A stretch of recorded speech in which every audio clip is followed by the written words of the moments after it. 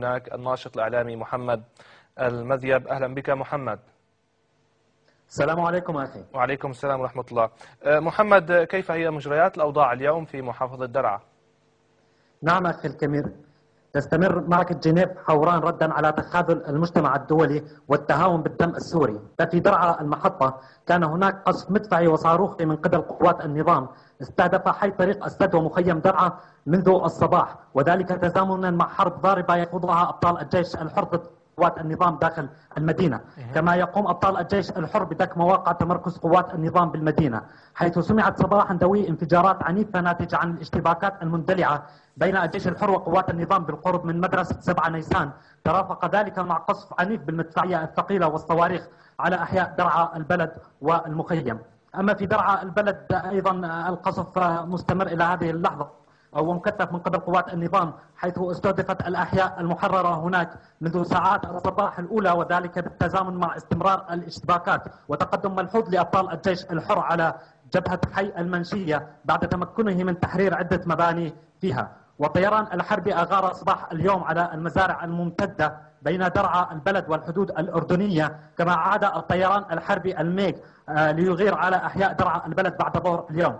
أما في بصرى الشام تم بعون الله صباح اليوم تحرير نقطة متقدمة في الحي الغربي، وهو منزل كان يتمركز به شبيحة النظام، وبعملية نوعية قام الأبطال بالتسلل إلى المنزل وزرع عبوة ناسفة وتفجيرها هناك، ثم اقتحام المبنى وتمشيطه بشكل كامل، وتم التمركز داخل هذا المبنى.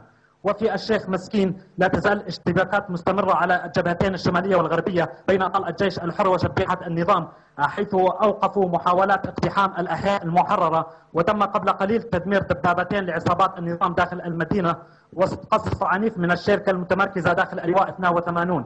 أيضا أغار الطيران الحربي على وسط المدينة ملحقا أضرار جسيمة بمنازل المدنيين عصر اليوم.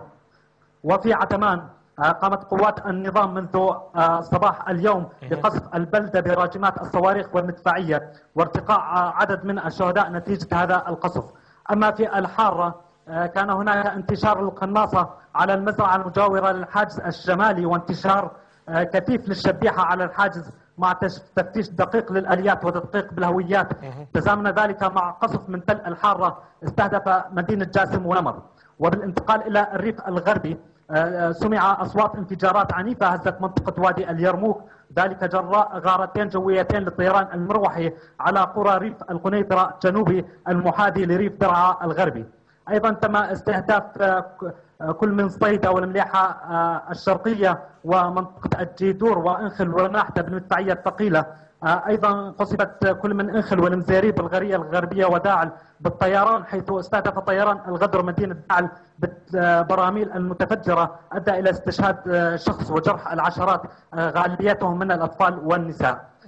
بالنسبة للوضع الإنساني هو متردي في أغلب مناطق درعا وخصوصا المناطق المحاصرة، ومن القرى المحاصرة مدينة نوى التي زاد حصارها على 7 أشهر، وشبيحة النظام يمنعون دخول وخروج أي شيء من المدينة التي يتواجد فيها أكثر من 20,000 من سكانها، وما زالوا تحت الحصار والقصف شبه يومي، ومن أراد الخروج من المدينة فهو تحت مرمى الرشاشات المتمركزة في تل الجابية، حيث استفقنا اليوم على انفجار لغم أرضي بعائلة من العائلات الخارجة من المدينة، وهناك نقص كبير بالمواد الغذائية والطبية داخل المدينة، وهناك نفاذ لكل شيء ممكن أن يؤكل داخل هذه المدينة المحاصرة.